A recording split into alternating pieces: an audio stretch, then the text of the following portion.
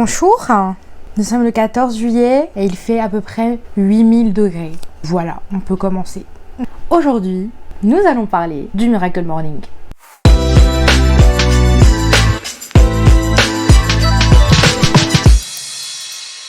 J'adore les livres de développement personnel parce que même si je sais qu'il y en a énormément, même si je sais que tout n'est pas à prendre dedans parce que y a des gens qui disent n'importe quoi, il y a des gens qui essaient de vous arnaquer et puis il y a aussi juste tout simplement des choses qui ne sont pas valables pour tout le monde. Malgré tout, il y a toujours beaucoup de conseils et d'informations bonnes à prendre pour faire ses armes dans la vie. Maintenant, ça veut dire quand même que petit 1, il faut aimer lire, et petit 2, il faut avoir le recul nécessaire pour tirer ce qui est à prendre et ce qui ne l'est pas. Du coup, j'ai trouvé la solution pour vous faciliter la tâche, les vidéos book club. Enfin, club de lecture quoi, mais club de lecture ça faisait un peu trop genre Marie-Josée, 65 ans, début de retraite, du coup qu'est-ce que je vais faire? Tiens hop, je vais m'inscrire à un club de lecture. C'est pas trop l'ambiance qu'on recherche quoi. Voilà. Étant donné que moi j'ai déjà pas mal de livres de développement personnel chez moi, que j'en ai lu pas mal aussi et que j'ai déjà appliqué certaines choses, je me suis dit que j'allais pouvoir vous en parler, faire un petit retour d'expérience et puis bah tout simplement peut-être, j'espère, de vous donner envie pour un livre ou pour un autre. Voilà, avant de l'acheter, je sais que c'est bien d'avoir aussi quelques retours, donc voilà. Aujourd'hui, j'ouvre le bal avec un livre sur les routines matinales, mais pas n'importe lequel. Le best-seller dans sa catégorie, une méthode qualifiée de révolutionnaire par bon nombre de personnes et utilisée par les personnes les plus influentes du monde. J'ai nommé le Miracle Morning. Donc au sommaire, on va parler rapidement du monsieur qui a écrit ce livre, donc Hal Elrod, raconter vite fait sa vie et pourquoi et comment il en est arrivé là. Ensuite, la méthode et ses bénéfices, toujours selon l'auteur. Et enfin, je vous ferai mon petit retour d'expérience sur la question, puisque si vous me suivez sur Instagram, vous avez pu constater qu'il m'arrive de faire cette routine de temps en temps. Je peux aisément vous en parler. Let's go! Donc, on commence par la vie d'Hal Elrod. On dit souvent que les personnes qui ont le mieux réussi dans la vie sont aussi celles qui ont le plus souffert. Des gens qui sont nés dans la misère, des gens qui se sont fait agresser, arnaquer, escroquer, qui ont perdu toute leur famille, bref. Pour ce qui est de Hal Elrod, c'est exactement la même chose. Et c'est comme ça qu'il introduit son livre. 3 décembre 1999. La vie est belle. J'ai 20 ans et j'ai terminé ma première année d'université et consacré les 18 derniers mois à devenir l'un des meilleurs commerciaux d'une société de marketing valant 200 millions de dollars. Jusque-là, ça va. Comment aurais-je pu me douter que mon monde allait s'écrouler ce soir-là? C'est le suspense. Filant à 110 km/h sur l'autoroute, à bord de ma Ford Mustang blanche flambant neuve, cela fait maintenant 2 heures que j'ai prononcé le meilleur discours de ma vie. Comment aurais-je pu savoir que cet instant était la dernière occasion de parler à mes parents ou à n'importe qui d'autre avant un bon bout de temps? Mais que s'est-il passé? Non, je ne me souviens pas avoir vu les phares d'un gros pick-up me fonçant dessus. Et pourtant, à cet instant, le pick-up qui roule à une vitesse estimée à près de 130 km/h se fracasse contre l'avant de ma Ford. Les secondes suivantes s'écoulent au ralenti, la mélodie de Tchaïkovski orchestrant notre danse macabre. Oui, parce que c'est un livre, donc il faut que ce soit un minimum littéraire. Voilà.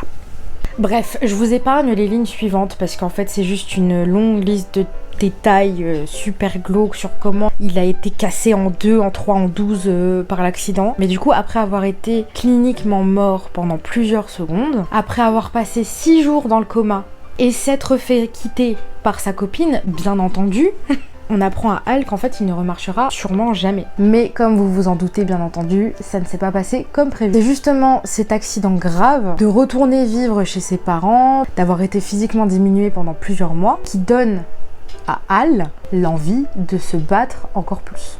Parce qu'en fait pour lui c'était soit se laisser mourir, soit reprendre le contrôle de sa vie. Le truc c'est que même là, même après une remontada incroyable, où il a retrouvé un travail, où il devient coach, il écrit un livre, déjà un autre livre avant celui-ci, la vie se dit que c'est toujours pas suffisant, que ça a été beaucoup trop facile. Donc en 2007, l'année où ma vie s'est écroulée, l'économie américaine se disloque, du jour au lendemain mon revenu est divisé par 2, mes clients ne peuvent plus s'offrir de séances de coaching, je ne peux plus payer mes factures, ni fini mon prêt immobilier, j'ai 425 000 dollars de dette, je suis dévastée mentalement, physiquement, émotionnellement et financièrement, je touche le fond.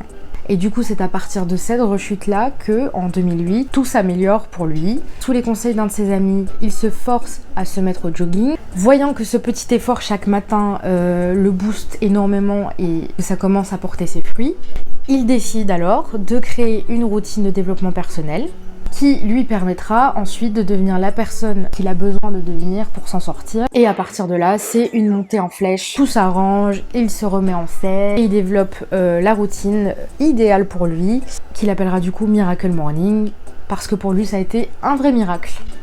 Voilà. L'objectif pour lui de commencer son livre par son histoire, c'est pour montrer qu'en gros, il n'y a pas d'excuses quoi. Il essaie de convaincre ses lecteurs que peu importe ce qu'on est en train de traverser, il n'existe aucune excuse valable pour ne pas se dépasser. Je ne dis pas qu'on n'a pas le droit de se plaindre, qu'on n'a pas le droit d'être au bout du rouleau et qu'on n'a pas le droit d'aller mal. Je dis simplement que pour la personne qui le souhaite, c'est possible pour elle, selon Hal Elrod, de s'en sortir quoi qu'il arrive. Cependant, la chose la plus importante pour ça, selon lui, c'est d'accepter à 100% d'être responsable de sa vie. Attention, responsabilité ne veut pas dire faute. Il explique la distinction avec son accident. C'est la faute du chauffard en face s'il a été expédié à l'hôpital, mais ensuite c'est de sa propre responsabilité de s'en sortir et de ne pas se morfondre et tout ça. Voilà, donc après ce chapitre des plus joyeux, on enchaîne avec le premier chapitre consacré au Miracle Morning en lui-même, qui s'appelle donc « Il est l'heure de réveiller tout votre potentiel ».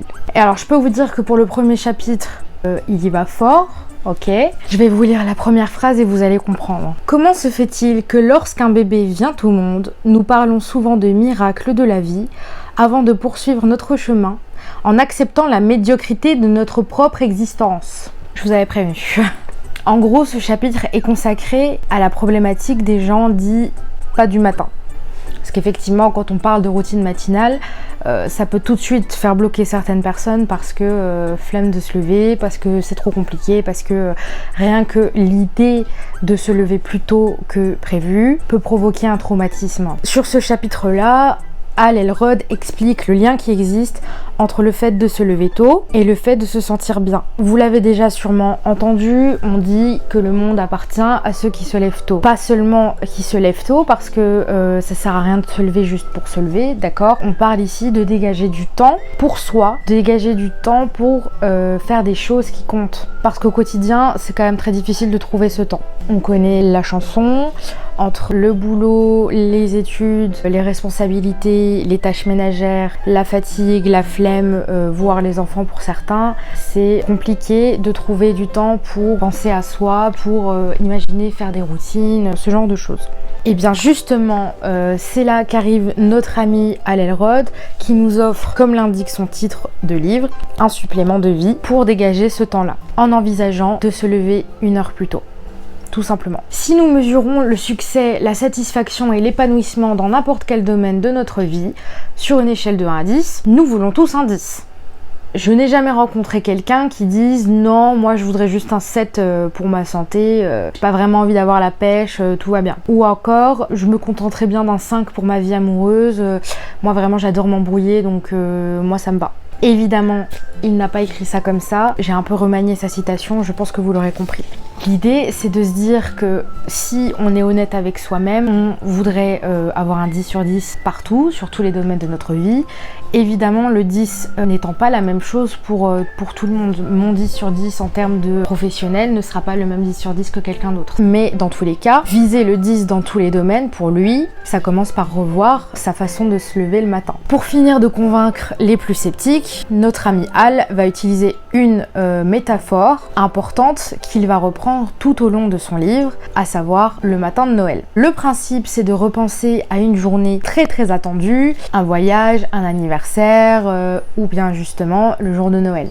Généralement, pour ce genre d'événement, quand c'est quelque chose qu'on attend vraiment avec grande impatience, on n'a pas de mal à se lever. Même si on a dormi que 4 heures ou 5 heures, parce que justement on attendait ce truc avec impatience, quand c'est l'heure de se lever, on se lève, on en a rien à foutre. Un peu comme quand on est gosse en fait et que on attend le jour de départ pour les vacances avec impatience et qu'on se lève sans aucun problème. Les adeptes du Miracle Morning m'ont confié à de multiples reprises qu'en suivant ma méthode, ils retrouvaient chaque jour le sentiment qu'ils avaient le matin de Noël étant petits. Imaginez comme ce serait génial de démarrer chaque journée dans cet état. Je sais, se lever tous les matins avec l'enthousiasme d'un jour de vacances, c'est légèrement irréaliste. Ok, je suis d'accord. Au moins c'est louable. Au moins j'ai envie de dire le mec il est là, il essaie de nous saucer pour que tous les matins on soit là au taquet, c'est mieux que rien. Chapitre 2. Le désespoir à l'origine du Miracle Morning. Dans ce chapitre, notre ami l'auteur revient sur sa deuxième période de crise, là où il a reperdu tout ce qu'il avait avant de remonter. Il explique comment et pourquoi il en est venu à créer cette routine en particulier pendant sa période de rechute. Comme je l'ai déjà dit tout à l'heure, j'ai vraiment l'impression que ce sont les plus grands drames dans la vie qui permettent de créer les choses les plus fantastiques. Et c'est ce dont témoigne l'auteur aussi, puisqu'il nous dit « J'ai eu la chance de toucher le fond 2 fois dans ma vie, relativement courte. Je parle de chance parce que ça m'a fait grandir et j'ai retenu certaines leçons au cours des périodes les plus difficiles de mon existence qui m'ont permis de devenir l'individu qu'il fallait pour me façonner la vie que j'avais toujours souhaitée. » Évidemment, je ne suis pas en train de vous conseiller de vous jeter sous une voiture pour avoir une grande révélation et transformer votre vie. On est bien d'accord, mais du coup, en revenant sur cet épisode dans ce chapitre, il nous explique donc que c'est là où il a dû se forcer à sortir du lit tous les matins en faisant un peu de jogging matinal et que c'est là que tout a changé pour lui. À partir de là, s'ensuit toute une ribambelle de révélations pour lui, sur tout ce qui n'allait pas dans sa vie et sur tout ce qu'il devait faire pour l'améliorer. Donc là, le premier défi qu'il va rencontrer, c'est de trouver du temps pour ça. Hal Elrod va tester plusieurs phases dans la journée pour se créer une routine. Il s'avère qu'en fait, le matin sera la réponse la plus logique pour lui, même s'il se disait pas du tout du matin de son côté. Voilà, ça s'est un petit peu imposé à lui. Ensuite, son deuxième défi, ça a été de savoir évidemment ce qu'il allait bien pouvoir foutre à 5h du matin pour se développer. Et en l'occurrence, comme c'est quelqu'un qui était déjà très porté sur le développement personnel, il avait déjà en tête quelques exercices qu'il pouvait faire et il a fait une sélection des exercices les plus efficaces en développement personnel et il les a réunis en une petite routine, à savoir les 6 exercices suivants: la méditation, la lecture, l'écriture, l'exercice physique, le mouvement, la visualisation et les affirmations positives. Donc voilà pour la partie histoire du mec et comment il en est arrivé là. On enchaîne sur le chapitre 3 qui ne va pas parler tout de suite de la routine en elle-même, mais qui va nous parler du club des 95%. On va essayer de passer assez rapidement dessus parce que sinon ça va être beaucoup trop long, mais en gros, ce chapitre-là, il nous parle du club des 95%, à savoir que selon Hal, 95% des gens environ vivent sans exploiter tout leur potentiel. C'est juste ça. Et selon lui, c'est l'information clé à connaître avant d'aller plus loin. Environ 95% des membres de notre société se contentent de bien moins que ce dont ils rêvent. Ils souhaiteraient avoir plus et vivent dans de regrets éternels sans jamais comprendre qu'ils pourraient être, faire et avoir tout ce qu'ils veulent. Et donc en gros, pour échapper à ce destin tragique du club des 95%, Hal nous explique les 3 étapes à suivre pour en sortir. Petit 1, connaître ce club des 95% et réaliser accessoirement qu'on ne vit pas selon ses pleines capacités. Ensuite, identifier les causes de la médiocrité, et pour ça, il dresse une liste des raisons majeures pour lesquelles nous sommes médiocres, clairement. C'est super intéressant à lire, mais c'est trop long et je pense pas épiloguer là-dessus. Si vous voulez une vidéo annexe sur le sujet, je vous la fais, y a pas de problème. Et enfin, 3e étape, l'étape qu'il appelle laisser une trace. En gros, ce qu'il veut dire par là, pour cette 3e étape, laisser une trace, c'est de passer à l'action. Une fois qu'on a réalisé tout ça, une fois qu'on a envie de se bouger, et c'est juste de se bouger concrètement et décider de ce qu'on veut faire différemment pour sortir de ça. Si vous êtes parfaitement honnête avec vous-même, vous souhaitez véritablement vivre une existence extraordinaire. Il ne s'agit pas forcément de devenir riche ou célèbre. Cela signifie être en harmonie avec votre définition d'une vie extraordinaire et décider librement de faire, d'être et d'avoir tout ce que vous désirez, sans excuses ni regret. Ça donne envie quand même. On passe au chapitre 4. Pourquoi vous êtes-vous réveillé ce matin? Si vous pensiez qu'on allait enfin parler de la routine en elle-même, vous vous trompez. Cela dit, ce chapitre est encore une fois assez long et il répète quand même pas mal de choses qu'il a déjà dites. Donc je pense qu'on va passer rapidement dessus. Dans ce chapitre, ce qui change un peu, c'est que Hal Elrod vous questionne, me questionne, nous questionne sur la raison pour laquelle on se lève chaque matin, si ce n'est l'obligation d'aller travailler. Ce qu'il essaie de faire comprendre, c'est que justement si c'était pas une obligation, si on n'était pas forcé de le faire, la plupart d'entre nous continueraient à dormir. Nous nous rebellons donc naturellement, nous appuyons sur le bouton répétition et résistons à l'inévitable réveil, sans avoir conscience que cette résistance envoie à l'univers le message que nous préférerions rester couchés plutôt que de vivre notre vie en toute conscience.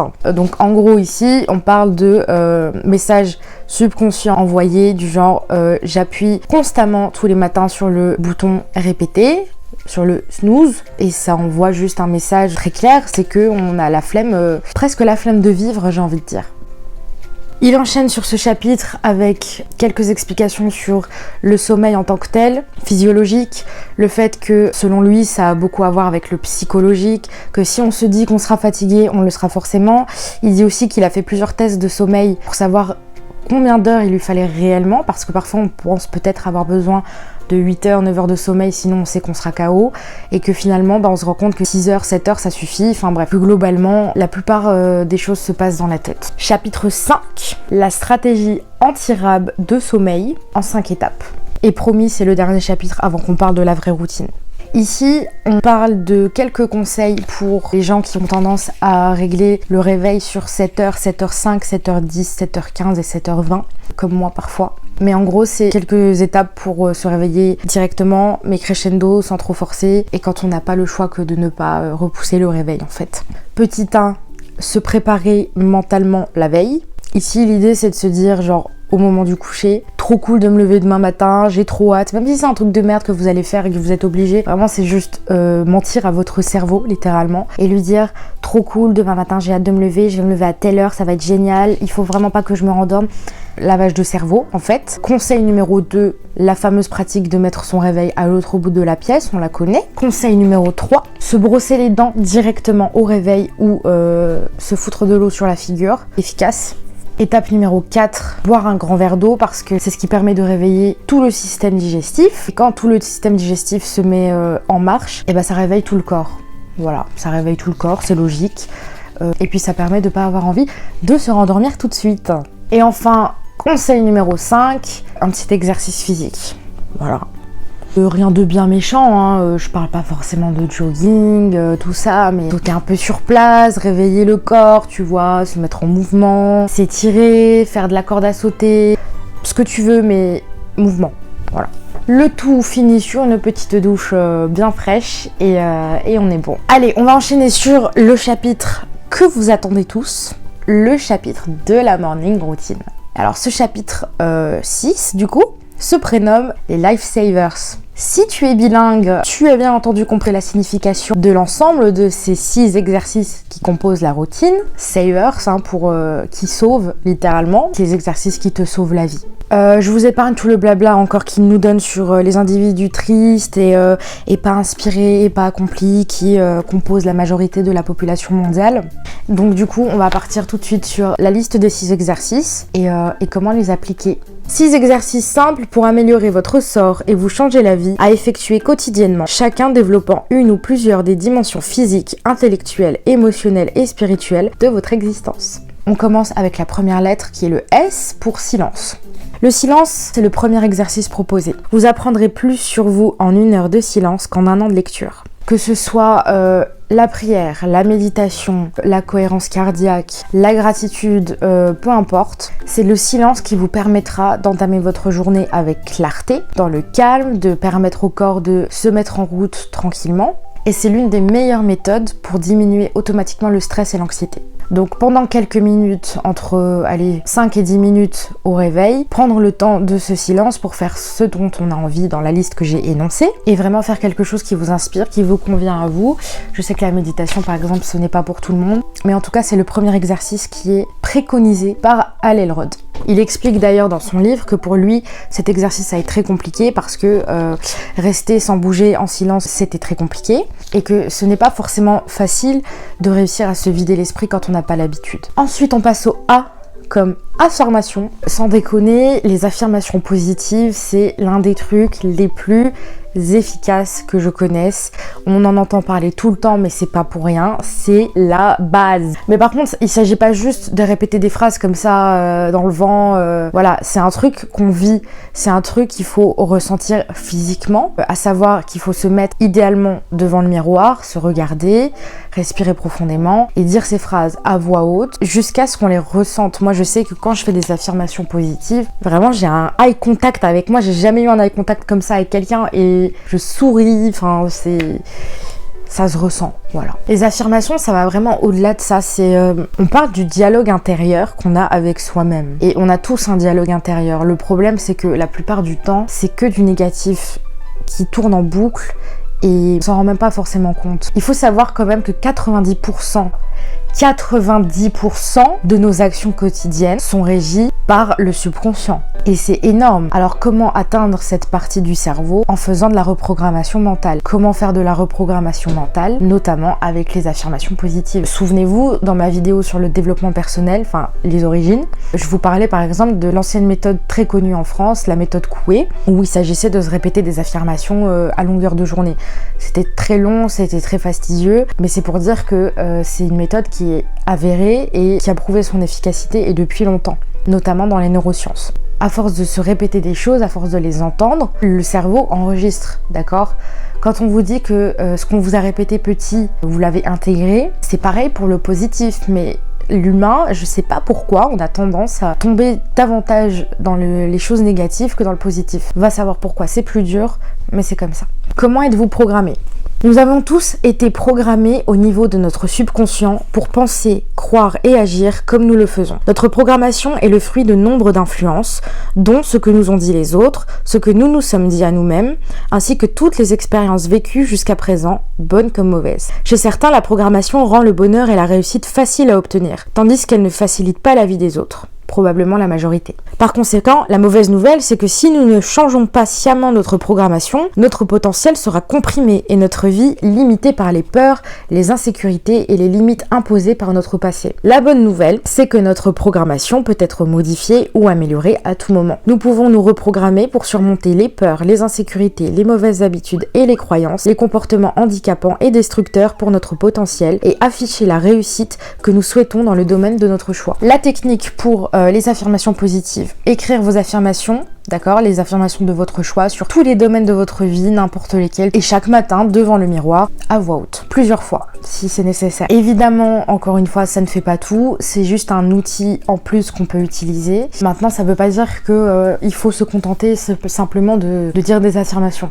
ok? Il y a le taf aussi à faire derrière, mais c'est ce qui permet de nous mettre dans un état d'esprit idéal pour obtenir ce qu'on veut. On va passer maintenant à la troisième lettre, le troisième exercice de la morning routine, à savoir la visualisation. Je sais pas si vous connaissez le mème de Bob l'éponge quand il fait comme ça la imagination.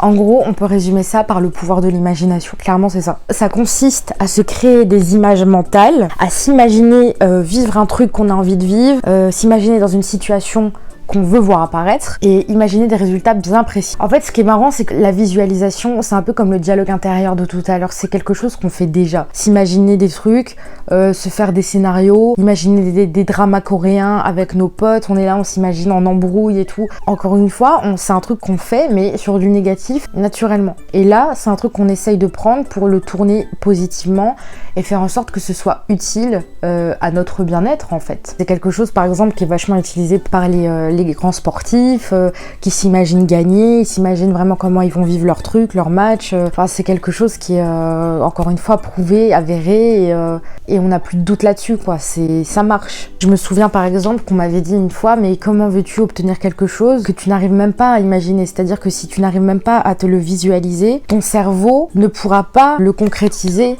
dans la vraie vie. Voilà. Donc ensuite, l'auteur enchaîne avec un déroulé en 3 étapes de comment faire une bonne visualisation. Donc à savoir, tu te prépares, tu te mets en condition, tu t'assois, le dos bien droit, tu fermes les yeux, tu respires un bon coup. Rien que ça, souvent c'est difficile pour certaines personnes. Et ensuite, tu visualises ton truc. Et alors là, ce qui est aussi assez intéressant à constater, c'est que des fois, même s'imaginer quelque chose, on l'ose pas. On se dit que c'est trop grand pour nous, que c'est trop beau, que c'est irréaliste. Et souvent, les gens n'osent même pas rêver au point où ils voudraient. Genre, ils se limitent même dans leur propre visualisation, dans leur propre tête. Et c'est normal, c'est compréhensible. Mais justement, le tout, c'est de s'entraîner à le faire, de s'entraîner à accepter de rêver grand, de vraiment rêver de ce dont on a envie, en fait. Et ce que j'aime bien aussi dans cette partie, c'est que l'auteur, à un moment donné, il nous dit que souvent, finalement, ce sont pas nos peurs qui nous bloquent vraiment, mais au contraire, c'est la peur de réussir, et de briller, et de prendre de la place, et d'être à la hauteur, en fait, finalement. Genre, on peut être un peu amené à se dire intérieurement, mais moi, je suis qui, en fait, pour être aussi génial? Je suis qui?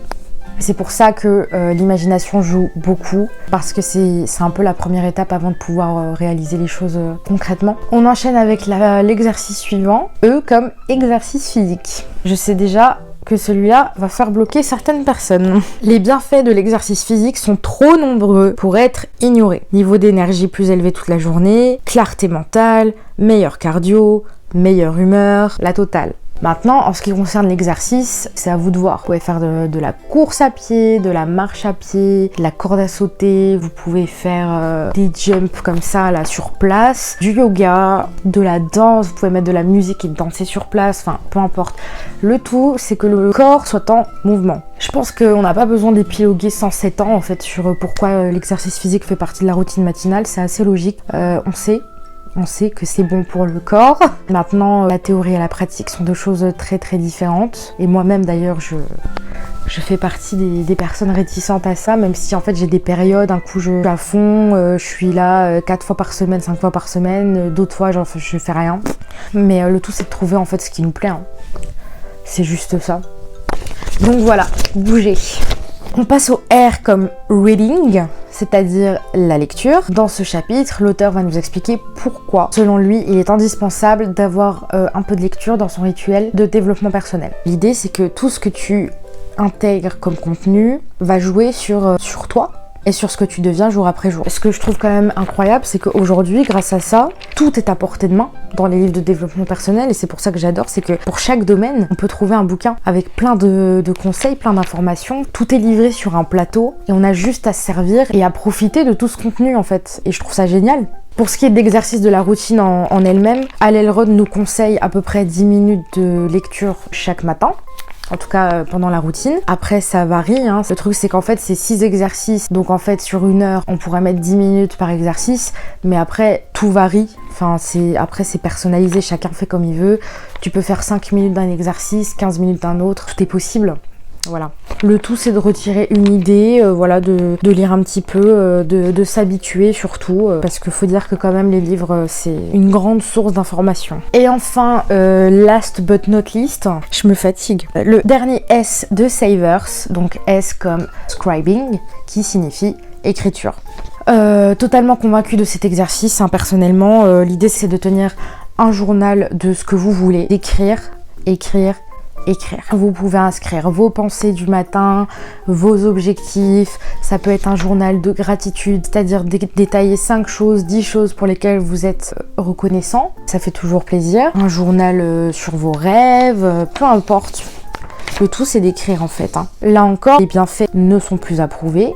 Aujourd'hui, on sait par A plus B que écrire procure un effet thérapeutique considérable. Personnellement, elle a été salvatrice pour moi. Mais au-delà de ça, c'est aussi un très très bon moyen d'y voir plus clair en fait dans sa vie.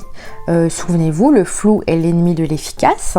Et puis de garder une trace en fait, parce que je trouve ça extrêmement important pour constater son évolution, de garder une trace dans un journal de comment on pensait les choses et où on en était tout simplement dans sa vie il y a encore quelques mois, de le relire ensuite et de se dire que putain on a fait de la route en fait. Je sais que personnellement ça m'a beaucoup aidé aussi à évaluer mes progrès.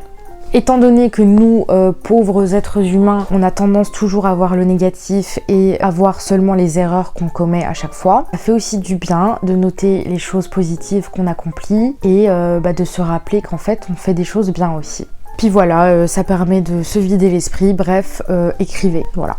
Voilà pour les exercices du Miracle Morning, le fameux vous savez tout. Ce qu'il faut savoir aussi, c'est que l'auteur préconise de réaliser cette routine de la façon la plus personnalisée possible. Vous choisissez la façon dont vous traitez les exercices, l'ordre dans lequel vous faites les exercices, même si je vous conseille fortement de commencer par le silence. Et tout ça dans un esprit bienveillant et sans tomber dans l'obsession de l'amélioration, ce qui peut paraître paradoxal dans le développement personnel, mais c'est vrai. Parce qu'au final, dans le livre, ce qui est plutôt cool aussi, c'est que Hal nous dit qu'il faut savoir avant tout reconnaître ce que nous avons déjà, ce que nous sommes déjà. En gros, il dit que le décalage entre notre vie et celle qu'on souhaite avoir, il appelle ça la faille.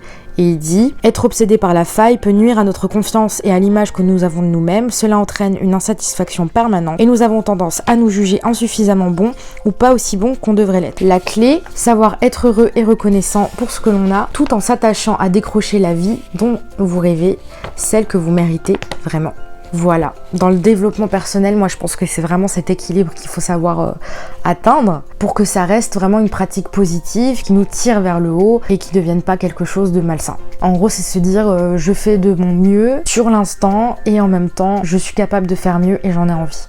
Oui, parce que le tout c'est d'en avoir envie quand même. Une dernière pour la route. Tout est de prime abord difficile avant de devenir simple.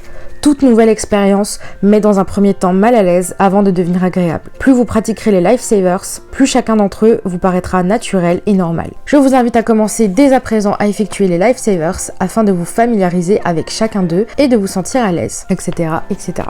Il y a quand même quelques autres chapitres ensuite. On a le chapitre 7, le Miracle Morning en 6 minutes, où en gros, il dit juste que pour les gens qui ont vraiment pas le time, c'est possible de faire une routine matinale Miracle Morning en 6 minutes, à savoir avec 1 minute par exercice. Il explique rapidement comment faire. Si ça vous intéresse, pareil, petite vidéo à l'appui. Ensuite, chapitre 8, personnaliser votre Miracle Morning. C'est comme ce que je vous disais déjà, c'est le fait de s'adapter tout simplement à sa vie, parce que y a des gens par exemple qui travaillent de nuit, alors ils vont pas pouvoir faire ça le matin, mais ils feront peut-être ça en soirée ou dans la journée. En gros, il nous explique simplement que le concept, c'est pas de se lever tôt le matin, c'est de se lever 1 heure plus tôt que l'heure prévue. Donc si votre réveil sonne à 17h, l'idée c'est de se lever à 16h. Voilà.